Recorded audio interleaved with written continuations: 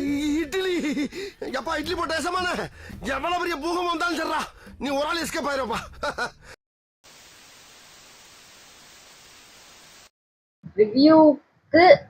Review கொடுக்கறதுக்கு தலைவர்னா அது நம்ம தமிழ் டாக்டிஸ்.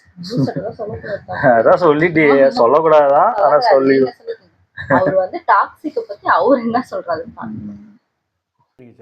இயக்குனர் கீது மோகன்தாஸ் இயக்கத்தில் வெளிவந்திருக்கிற டாக்ஸிக் படத்தை பற்றி பார்க்க போகிறோம். இந்த படத்துடைய கதையை பற்றி பார்த்தோம்னா, இந்த படம் ஆரம்பிச்சதுலேருந்து முடிகிற வரைக்குமே இந்த படத்துடைய கதை என்ன அப்படிங்கிறத கண்டுபிடிச்சி போடணும் அப்படிங்கிறது ரொம்ப உன்னிப்பாக இருக்கும். கடைசி வரைக்கும் கண்டுபிடிக்கவும் முடியல.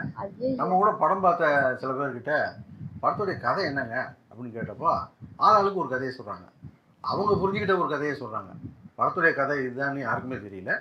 படம் எடுத்தவங்களுக்கே தெரியுமா அப்படிங்கிறது இன்னும் தெரியல. இந்த படம் சுமாராக ஒரு 3.25 மணி நேரம் ஓடுது. இந்த 3.25 மணி நேரத்தில் என்னத்தை பார்த்தோம், ஹீரோ வர்றாரு, தம் அடிக்கிறாரு, தண்ணி அடிக்கிறாரு, எவனா கையில் கிடச்சா இழுத்து போட்டு அடிக்கிறாரு, வெட்டுறாரு, குத்துறாரு, துப்பாக்கி இருந்தால் எடுத்து சுடுறாரு, அப்புறம் பஞ்ச் டைலாக் பேசுகிறாரு, அப்புறம் யாராவது ஒரு பொம்பளை கிடச்சா கூப்பிட்டு போயிடுறாரு. அப்புறம் மறுபடியும் ஹீரோ வர்றாரு, தம் அடிக்கிறாரு, தண்ணி அடிக்கிறாரு, எவனா கிடச்சா இழுத்து போட்டு அடிக்கிறாரு, அப்புறம் ஏதோ ஒரு துப்பாக்கி கிடச்சா யாரையா எடுத்து சுடுறாரு, எவன் யாரை சுடுறான் எதுக்கு சுடுறானே தெரியல. அப்புறம் ஏதோ ஒரு ஹீரோயின், படத்தில் நிறைய ஹீரோயின் இருக்குது, ஏதோ ஒரு ஹீரோயினை கூப்பிட்டுட்டு போயிடுறாரு. இது ரிப்பீட், அவ்வளோதான். இதுதான் நடந்துச்சு. படம் பார்த்து முடிச்சதுக்கப்புறம் ஒரு விஷயம் மட்டும் நமக்கு தெரிஞ்சுது. இது நல்ல ஒரு ஹை பட்ஜெட்டில் நோன் ஆர்டிஸ்ட்டை போட்டு ஹை பட்ஜெட்டில் ஒரு பிட்டு படம் எடுத்துருக்காங்கிறது மட்டும் தெரியுது. படம் முழுக்க ஒரு 2-3 லொக்கேஷனை தான் மேஜராக திரும்ப காட்டுறானுங்க. அதில் ஒன்று இந்த சர்க்கஸ் கூடார மாதிரி ஒன்று இருக்குது, ஒன்று கேசினோ மாதிரி இருக்குது, இந்த மாதிரி 1-2 இடத்த காட்டுறானுங்க. காலையில் குளிச்சு நல்லா ட்ரெஸ் பண்ணி வர்றானுங்க அந்த இடத்துக்கு. வந்த உடனே வாய் வார்த்தை முற்றி சண்டை பிடிச்சி ஒருத்தன் அடித்து துப்பாக்கியில் சுட்டு கலாட்டா பண்ணி இருக்கிற 3/4 பேர் செத்து போயிடறான். மீதி பேர் சண்டை கிண்டெல்லாம் போட்டு சட்டையெல்லாம் கிழிஞ்சு அங்கேருந்து கிளம்பிடுறான்.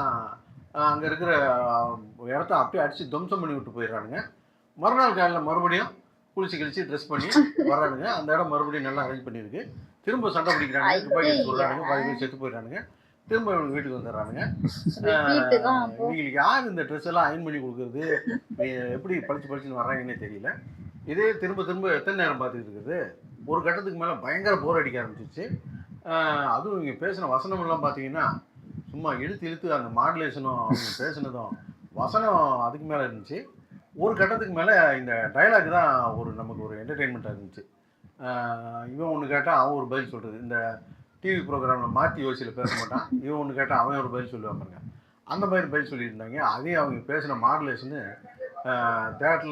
திரையில் ஓடினதை விட பக்கத்தில் இருக்கிறவங்க அடித்த கமெண்ட்லாம் நல்லா ரசிக்கும்படியாக இருந்துச்சு.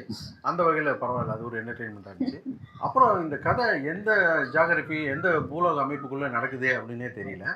ஏன்னா நடக்கிறது வந்து கோவா அப்படின்னு சொல்கிறாங்க. 1947 கதையை சொல்கிறாங்க. ஆனால் பார்த்தீங்கன்னா அங்கே பெரிய பனிமலையெல்லாம் இருக்குது. கோவாவில் எங்கே பனிமலை இருக்குது அப்படின்னு தெரியல. அங்கே காஞ்சி வறட்சியான காட்டு பகுதியும் காட்டுறாங்க. ஒருவேளை இந்த மூவிஸ் வெப்பமயமாகுது அப்படின்னு சொல்கிறாங்களே, அந்த மாதிரி இந்த காலகட்டத்தில் இப்படி உருகி இப்படி ஆகிப்போச்சா அப்படின்னு தெரியல. படத்தில் வர்றவனை பூரா சுட்டு கொண்டுகிட்டு இருக்காங்க. ஒரு லட்சக்கணக்கான பேரை கொண்டுட்டாங்க. அவ்வளோ பேரெல்லாம் புதைக்கிறதுக்கு கோவாவில் கண்டிப்பாக இடம் இருக்காது. எங்கே கொண்டு புதைச்சாங்கன்னு தெரியல. இப்போது சமீபத்தில் தான் மகுடம்னு ஒரு படம் வந்துச்சு. அந்த படத்தை பார்த்துட்டு சமீபத்தில் வந்ததுலேயே காட்டு மொக்க படம்னா இந்த படம் தான் அப்படின்னு சொல்லியிருந்தோம். அதை அடுத்தடுத்த வாரங்களில் இவங்க முறியடிச்சு ஜெயிப்பாங்க கொஞ்சம் கூட எதிர்பார்க்கல. நீங்கள் எவ்வளோ காட்டு மொக்க படம்லாம் பார்த்துருப்பீங்க, அதில் இது பெஸ்ட்டாக இருக்குன்னா பார்த்துக்கங்க. எடுத்து வச்சுருக்காங்க. கன்னட இண்டஸ்ட்ரி இப்போ சமீபத்தில் நல்லா தலை தூக்கிட்டு வந்துச்சு. இந்த ரக்ஷித் செட்டி, இந்த கேஜிஎஃப், இந்த காந்தாரா இதெல்லாம் வந்த பிறகு நம்ம கூட ஒரு பதட்டத்தில் இருந்தோம்.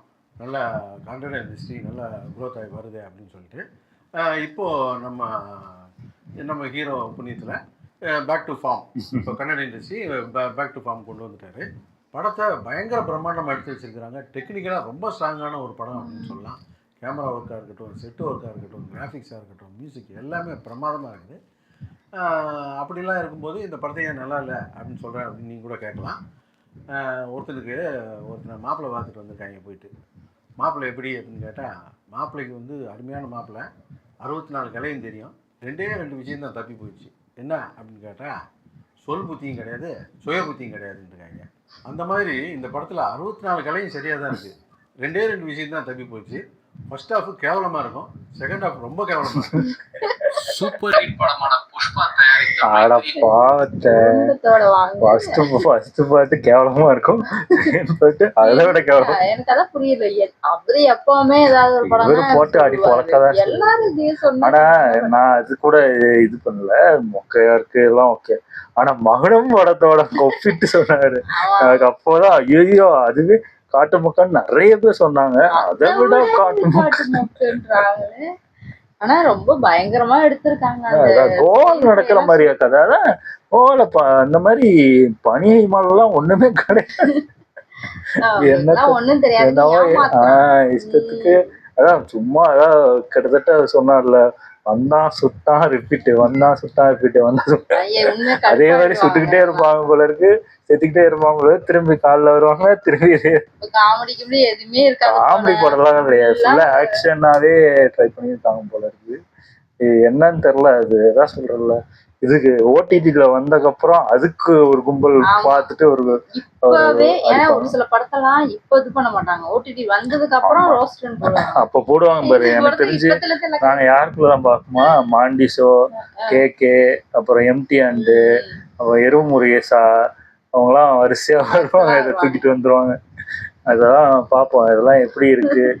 ஓடிடில வந்ததுக்கப்புறம் தான் எல்லாரும் அந்த எல்லாம் பாஸ் பண்ணி பாக்குறது, என்னென்ன சீன் இருக்கு, என்னென்ன நடந்திருக்கு எல்லாம் தெளிவா போடுவாங்க எனக்கு. ஓகே, என் வீடியோஸ் உங்களுக்கு பிடிச்சிருந்தா லைக் பண்ணுங்க, ஷேர் பண்ணுங்க, கமெண்ட் பண்ணுங்க, மறக்காம சப்ஸ்கிரைப் பண்ணுங்க. நல்லா இருக்கும்.